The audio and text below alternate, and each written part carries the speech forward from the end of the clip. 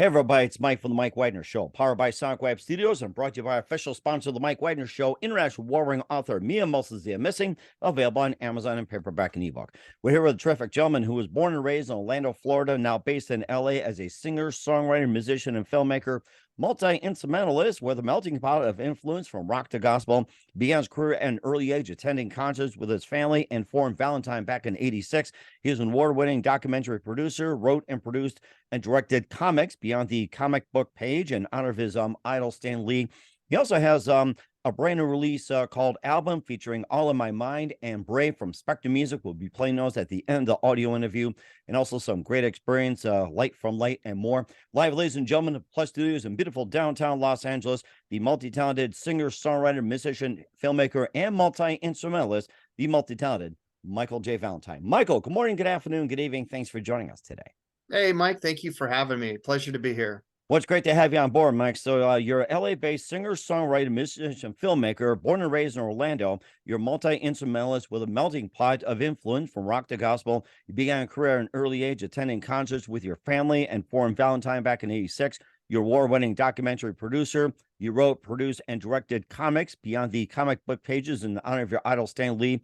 You also had some experience with Light from Light featuring Believe. You also have Beautiful Life. And from Spectra Music, we'll be talking about the album Alive featuring All in My Mind, Brave, and more. And before getting into that, Michael, tell us how I first got started. Wow. Well, I think music's always been in my blood. It hit me at an early age. And once I started listening to music, I was hooked. And I would listen to everything I could. I just would love all kinds of music from bop to rock to everything in between. I would play air guitar and air drums and air piano when I was really young. I knew I wanted to be a rock star. And I remember at 12 years old, my parents got a piano. No one in the house played piano, but I would just sit there and just make noise on the keys for hours. And I just loved it. It was so much fun. Just making noise. And I banged out for hours on that thing. And then around 15, my parents got me my first drum set because I would bang on everything. I'd made drum sets out of trash cans, out of anything I could get around the house, and it drove them crazy. Finally, they got me a That's drum actually set. very creative. I like that. Trash cans, coffee cans, whatever cans. I mean, you don't have to like spend so much money and just, take them from the house or just take them with trash or something. That's cool. Yeah, I think my parents wanted to make sure I was devoted and I really wanted to do it. So I brought out the trash cans, and that was really like, okay, we're going to get him a drum set. And so they got me my first drum set. I helped with that. I mowed lawns and did that kind of stuff. And they got me drum lessons. And I would go after school to the music store to take drum lessons. And I'd usually have about an hour. My mom would drop me off and then she'd go do her thing. And there was all these guitars in there, and I would just sit and play the guitars while waiting. My drum teacher would come in and he would see me playing guitar and he'd be like, I hope you practiced all your rudiments. And I would go in there and I'd play the drums. I was actually a pretty good drummer, but I realized that I wanted to play guitar. It was just something that, when And so I self-taught myself to play guitar. And, I looked at songbooks. I remember the very first song I learned was Joan Baez's song, Diamonds and Rust. And I just looked at the chords and learned how to put my fingers in the right chords and play the guitar and figured it out. And then I just started listening to all these different music and trying to learn how to play those songs on the guitar. And that's the day I heard Van Halen was the day I knew, okay, this is what I want to do. This is like, because I'm kind of at that age, and that guitar playing just changed my life, and I just wanted to be playing music and be a songwriter. That is really interesting as well too. And of course, you had some of those moments that you wanted to do it for the rest of your career as well. And who are some of your favorite other singers, songwriters, and your favorite musicians growing up? Well, I tried to listen to a lot of stuff, and my brothers, they had all kinds of 70s records, so I was really into the 70s. Elton John, Beatles, Fleetwood Mac, Zeppelin, Floyd. I dug Bowie. I like Crosby, Stills, Nash & Young, but I really love Neil Young because he could play really great acoustic songs, but then he could just rock out, turn the distortion up to 10. And I love that. I grew up loving Bruce Springsteen and Prince, and, the classic rock stuff just, to me, still sounds great today. And of course, too, that you also began your career at an early age attending concerts with your family. And do you recall what was the first concert that you ever went to? I sure do. It was Andy Gibb. Well, it had to be somebody, that's for Well, sure. it wasn't by choice, but it actually was one of the reasons I decided I wanted to become a rock star, because my sister, she was a huge Andy Gibb fan. This is what, in the 70s. And so I reluctantly went with my mom and dad and my sister. And when I went there and I heard the girls screaming louder than I could even talk, I couldn't even hear myself. I thought maybe this is what it was like kind of being at a Beatles concert, you know? And I hmm was like, okay, this is pretty cool. I'm not a big fan, but this is pretty cool. So I definitely remember that. And of course, I remember about the Beatles where the girl screamed so loud they purposely screwed up, and it's like nobody noticed. There was a documentary about it. I think it was in San Francisco or one of the concerts. You know, they kept screwing up, and I guess something was going on when the guitars was out of tune. They just kept playing and playing and playing. You know, on just they had bad nights. Like nobody really cared. So Yeah, no one cared. And I think that's part of the reason why they stopped playing, you know? I mean, I think that they were playing to people who just were screaming for them, which is great. I mean, I'm not going to argue about that. I would love that. But at the time, they couldn't even hear themselves. So who knows how they were sounding. and of course you look at the footage as well too. They had a really hard time doing that. You also formed your own group called Valentine in '86. You also have Late from Late featuring Believe and More. Your award-winning director. We'll get to more of that in just a minute with Michael J. Valentine from Spectra Records. But first, listen to the Mike Wagner Show at the MikeWagnerShow.com, powered by Sonic Web Studios. Visit online at SonicWebStudios.com for all your needs. Looking at a professional website without breaking your budget? Sonic Web Studios is the answer. Sonic Web Studios offers fast, affordable custom web designs at below the competition rate.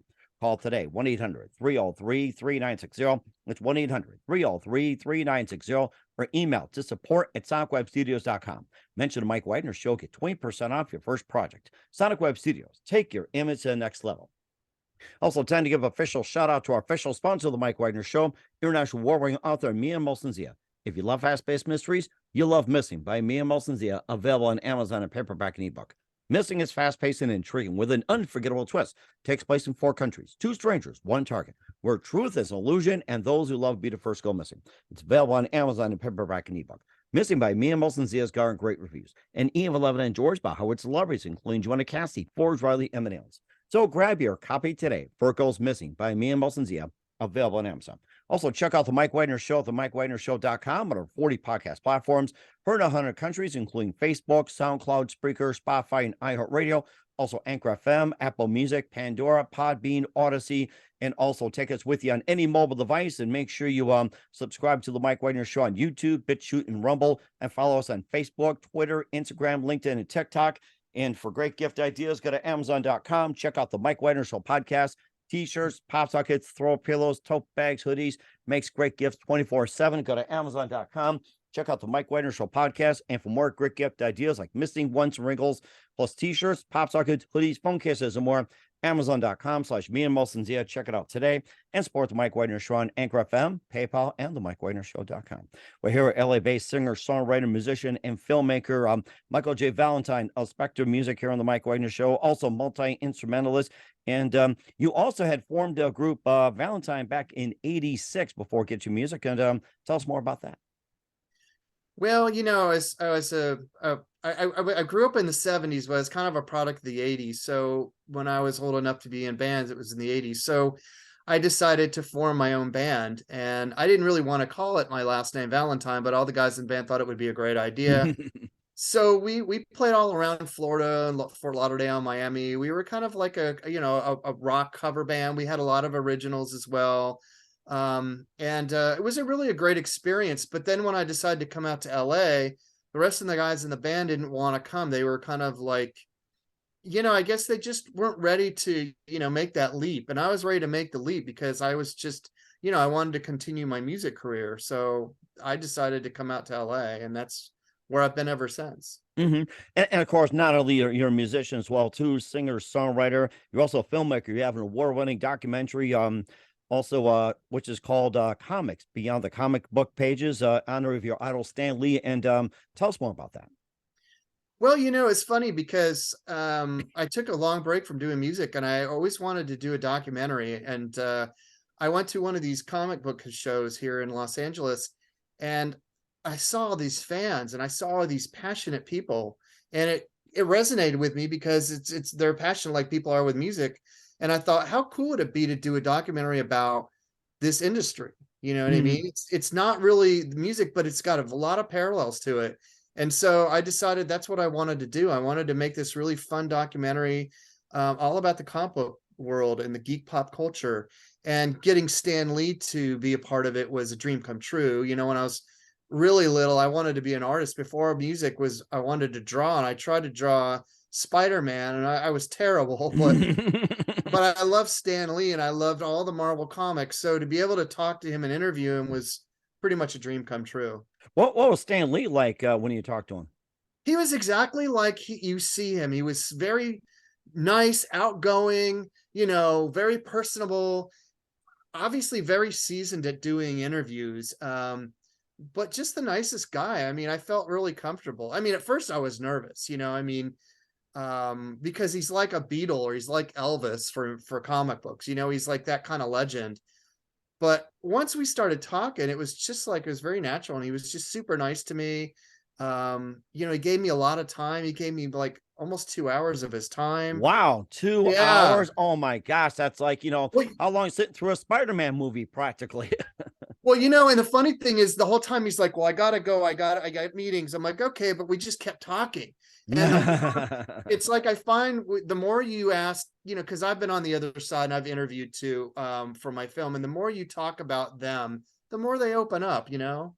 Hmm, that is rather interesting. I think we'll have to keep that in mind next time as well, too, for Stan Lee, similar offshoots and everything else. And besides Spider-Man, some of the Marvel comics, what are some of your other favorite comics and cartoons? Oh my gosh. Well, I grew up, I mean, this is not comics, but I grew up loving Warner Brothers cartoons. Oh yes. Bugs Bunny and all that stuff was great. But I loved, I did love a lot of the Marvel stuff. I love Batman. But I also loved more of the independent comics as I got a little bit older. Spawn and Witchblade, and I really was into The Dark Knight, which was the Frank Miller version of Batman, that came out in the 90s, because the 90s kind of revolutionized comics in the independent world. And so, it's funny because there's a lot of parallels between comic books and music. There were certain times in music where, certain types of music came out that changed the way things would happen in the future, and change the industry. And that's kind of the way comic books are too. There were certain things that happened, that really changed and revolutionized comic books. And I feel that way with music too. Hmm. In what way music did that? It's like, what are some of the songs that kind of just creeped up, associated with comics? The one thing I associate, I think it was with oh geez, one of the Batman movies. I think Seal did oh what was it? Kiss from a Rose, Yeah. that sort of thing. It's like, Yes. anytime you get a song like that, it's like a guaranteed number one hit. Yeah. Yep. Yep. Yeah. The emergence of music and movies have always been, a magic combination. And when you have movies that are based on comic books, it makes it's even better, because it drives that fantasy. You know what I mean? Hmm. And it certainly does as well too. You also started your own music, and maybe one day it will get into comic books and maybe into some Marvel movies. You did Light from Light featuring Believe, and tell us more about that one. Well, it's funny that you bring up music. I kind of, when I was doing my film, I kind of took a break from doing music. I was writing, but I wasn't really recording or anything. But I had this one song, called Everyday Hero. And my wife loved this song. And she says, you should put your music in the movie. And I'm like, no, I don't want this movie to be about me. This is about the people who make the industry. But she convinced me at the end of the movie to put my song. So in the movie, at the end of the movie, the only original song in the movie is mine, and it kind of sparked me to start writing and really getting back into music. And I really started focusing on writing lyrics, and writing lyrics that I really thought were important. I had written a lot of love songs and things like that, but I wanted to move forward and I wanted to progress in what I was doing. And Everyday Hero was a step in that direction. And so when I started recording my first album, A Light from Light, I really wanted the songs on there to be positive and inspirational types of songs. You know what I mean? Like I have a song called Believe, and the song's really about just asking the question of the listener, what do you believe in? What are you about? You know, don't be afraid to, you know, to voice what you're about. In this world that we live in, sometimes maybe people don't want to say I'm believe in this, or I, you know, I follow this, or I'm like this, but it's okay to, because we all have to respect what everybody else believes, and I may not agree with it, but that's okay. So in that song, I was not shy about saying what I believe. You know what I mean? What things that spark me and make me who I am. So I really started to progress and really started focusing on not only creating different types of music for the songs, because I try to be versatile with the type of music that I create. It's not always just one style. It's multiple styles, but lyrically, I always try to keep my lyrics on a positive note. So anything that I write, the common thread is really that. It's making sure that the lyrics mean something to me and are deeper than just a lot of pop songs and a lot of songs that are out there. And don't get me Oh wrong. yeah. I mean, you know, Let It Be, okay? I mean, I love Let It Be, but he sings Let It Be about 50 times. I counted one time. He sings Let It Be, Let It Be, Let It Be, Let It Be, Let It Be. But But they are that's, words of wisdom, right? yes, they are words of wisdom, for sure. And sometimes, you know, little is best. All we need is love. I mean, John Lennon is a huge inspiration for me lyrically, because he could write very simple things that would just go a long way, and his songs are timeless. So I wanted to be able to write songs, and I always say I try to change the world with my music. I want my songs to, maybe one day someone will listen to a song and it'll change their life, and it'll make them look at things in a different way and be timeless, like the Beatles or like Elton John. Those songs are timeless. Hmm. And of course, you know, the whole thing about timeless as well, too. It made me think of the song Hey Julie saying nah nah nah. It's like I kind of one time it's like, what was it? 12 times times 12 was like 144, even all the way to the end where it just cuts it out. It's like I'm trying to count all the way through. So since you brought that up, it's saying 50 times let it be, it's just like, boy, what is with that, you know? So- Well, it's funny because my wife, I'm, you know, I'm writing, actually already working on a new album, and my wife, I have one song, and she goes, "You sing that too many times," and I'm like, "I only sing it like 15 times in the song, those words." And I said, I go, and then I go went and found "Let It Be," and I've counted the amount of times, and I was like, "See, if the Beatles can sing it like that, then hey, you know, I mean, I'm good." Oh my gosh. Well, I guess you trumped her on that one. And besides talking about love, talking about peace and everything else, what else do you base your lyrics on? Well, you know, if it just depends on the song. Like I have a song on the new album called Thankful, and it's all about, you know, stopping and not focusing on what you have wrong in your life, but focusing on what are the things you have to be thankful for. If you sat down and made a list of all the things that are bad in your life and all the things you have good, most people would, that thankful list would just trump the things that, and so for me it was like song like that is to just, you know, stop and realize how thankful I am, and hopefully, you know, communicate that to others. I also have a song on the new album called Brave, and Brave is dedicated to, you know, the unsung heroes, the ones, the life of the firemen and the policemen and the people who risk their lives every day to save lives, and even people who have disabilities who rise above and make, you know, I mean, I look at people who do the Special Olympics, and you know, they could just sit around and not do anything, but they push themselves to be brave in their own way. And so to me, those are people to look up to. And so I wanted Brave to be a song about people that you can look up to. And so someone to listen to that go, yeah, you know, I I can be brave too, you know, in my own way.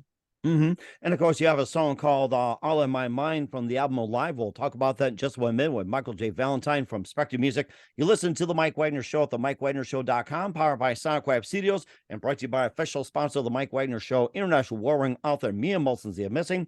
We'll be back with LA-based singer, songwriter, musician, filmmaker, and multi-instrumentalist Michael J. Valentine of Spectra Music after this time. We're back with LA-based singer, songwriter, musician, filmmaker, and multi-instrumentalist Michael J. Valentine of Spectra Music here on the Mike Wagner Show. We covered a good portion of his music, Light from Light featuring Believe, Brave will be playing at the end of the audio interview from Alive. We also have All in My Mind will be playing that. And tell us more about that song and what inspired you to write that. Well, it's funny that song. I had that song for a little while, and I had the music for a while, but I wasn't really sure what I wanted to do with the lyrics. And songwriting is interesting because sometimes, you have this idea, at least for me, and I know what I'm going to sing about, or I come up with a chorus and I write the words around that. Sometimes you write music and you're like, okay, you just kind of start singing stuff. And I learned from the Beatles, that's what they used to do. They would just come up with a song and they just start singing anything until they came up with something that stuck. With that song, it was a little bit harder for me to figure out lyrically what I wanted to do with that. And at the time, I was actually going through some anxiety. And if anybody's ever gone through that, it's not fun. And so, sometimes you write what you know about or what you go through. And at the time, I was like going through some of that, and I was trying to just, be logical about, wow, this is just in your mind. It's not real. You have these fears or these anxieties, and you get panic attacks and things like that. It's just all in the mind. It's just, but the mind is such a powerful thing, So when I wrote that song, I wrote it based on what I was going through with my anxiety, which is maybe a little, not really a positive message, but it is a message about, self-realization and trying to figure out, you go into a tunnel trying to figure out the way out on the other side. And so to me, that song represented me going into a dark tunnel, but also being able to come out the other side and get through it. And I think that's a really good lesson as well, too, for those who are going through anxiety. And if there's other songs you want to talk about from Alive, feel free to talk about those as well. Yeah. I mean, I've got a song called Soulshine that is a blues based song, and it's the first blues song that I've done. But I wanted to do one. I really thought that I want to be able to musically showcase what I can do, without being too flashy. And on Live, especially, and as well as the first record, I actually played most of the instruments myself. The only thing I didn't play were drums. So I did all the guitars, the bass, the pianos, all that stuff, and sang and all that. But that song is really special to me because it's kind of like, again, influenced by John Lennon. It was like, Imagine, or All We Are Saying Is Give Peace a Chance. It was kind of like, for me, it was that kind of song for me to write, based around a blues kind of rock thing. But it was just something about, just let go of hatred and trying to be a better you, to kind of put a good you out there for the world, and for the world to be a better place, and I know that might sound corny to some, but I still believe in that. I believe that, at the bottom, at the core of us, we're good people. And I think that we just need to be reminded of that. And we just need examples of that around us all the time. And so I really wanted to write my Imagine, or my, All We Are Saying Is Give Peace a Chance, or all my version of All We Need Is Love, but in my own way. So that song was kind of like that for me, and I'm really proud of it. It's not one of the most, I don't know if it's ever going to be a single, but I highly recommend, if someone wants to listen to my music, listen to that one, because I think I do some really good playing on it, but also I think the message is very strong. And where can we find your music at? Well, you can find it on my website, michaeljvalentine.com, but it's also on iTunes, Apple, Spotify, Amazon, most of the streaming, YouTube, most of the streaming platforms. Okay. All right. We'll certainly check that out as well, too, with Michael J. Valentine of Spectra Music here on the Mike Widener Show. With Alive, we'll be playing All in My Mind and Brave at the end of the audio interview in just a few more minutes with Mike here. What else can we expect from you in 2023 and beyond? Well, in 2023, I plan on playing lots of shows this year. I'm already starting to do that. I'm trying to find some opening slots for some other artists, because I'm trying to grow my base of fans. And that's sometimes the hardest part of doing music when you're an independent artist. Is creating the music's only part of it. Is how do you get it out there into the world? And nowadays there's so much music, which is a great thing, but it's also a challenge for an independent artist to be able to rise above everything else, or find a place or a niche where your music is heard. So that's one of my goals this year as well. Like I mentioned earlier, I'm already working on a new album for next year. I've got over 20 new songs. and hopefully release that in 2024. I mean, I'm always going to be doing music, whether it's just sitting in my room and playing the guitar and singing, or it's recording. And I'm also working on a music convention, so I've always got things going on. So I'm always creating. Sometimes it drives my wife crazy, but you know, it's just the way I am. That's all part of the business as well, too. And that's how you survive. And that's how you look at that way, Right. too. And who do you consider your biggest influence in the career? Well, I guess I would say my biggest influence is general is probably my parents, but in music, oh my gosh, that is so hard. But I really admire people like Prince a lot, because he could do everything. He was a multi-instrumentalist. He played everything. He wrote his own music. He produced. He was an amazing performer. I mean, he could play every instrument.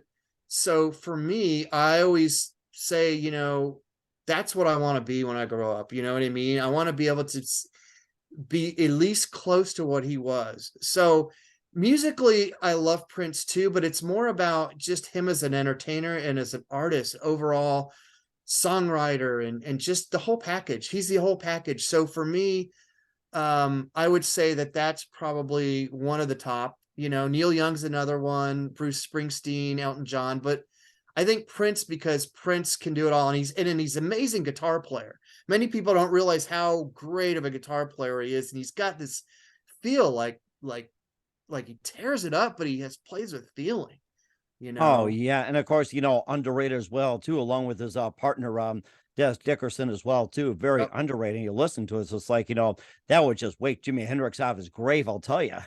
So. Well, I can just imagine what's going on in heaven right now. There must be some pretty awesome jam sessions going on up there. So Oh, I bet. Yeah. So, and of course, it's free if we get up there too. So that's the best part.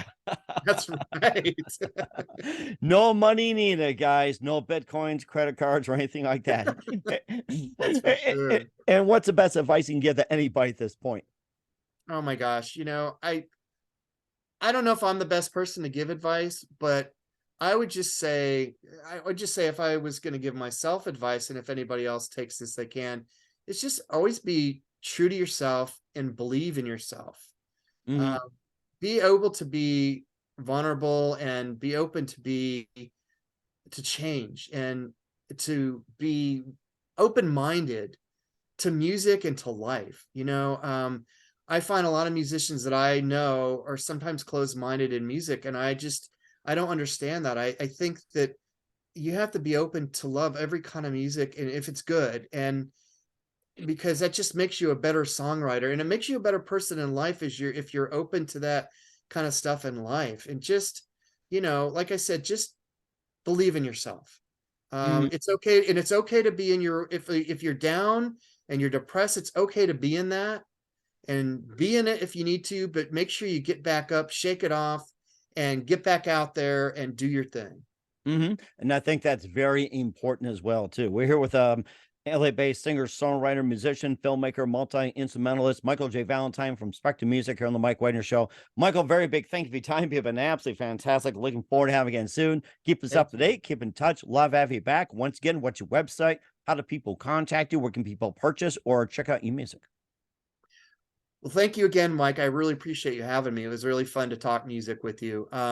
My music is at michaeljvalentine.com. I'm on Amazon, Spotify, Apple. Just make sure you look for Michael J. Valentine, and YouTube. I've got, you know, people want to email me, they can email me through my website. I'd love to hear from people. Let you tell me what you think of my music. And if I come to a town near you, please come out and check me out. Say hello. I love making new friends when I'm out playing. And look for MusicCon, a music convention I'm working on in the near future, to be here in LA. So yeah, those are the things that, you know. Oh, and my film, Comics Beyond the Comic Book Pages, is on Amazon. So you can check that out if you're a comic book fan or just a lover of documentaries. And watch out for Stan Lee making a cameo on it. I'm kidding. Oh, he's in quite a bit of it. I've actually was surprised. You know, I was really, like I said, I was really blessed. He's like the star of the show. Uh, but there's so many great people in that. And again, I think the great thing about comic books is, and that industry is, it parallels music a lot. And it, I mean, even like, independent comic books and independent music and all these people trying to make it and stuff like that. So, and again, the documentary is inspiring, just like my music. So anything that I put my hands on and create, I want it to be something that's positive, inspiring. And very special indeed. Once again, Michael, very big thank you for your time. You've been absolutely amazing. Looking forward to having you again soon. Keep us up to date. Keep in touch. Love to have you back. Wish you all the best. And Michael, you definitely have a great future ahead of you. Thank you so much, Mike. I appreciate it.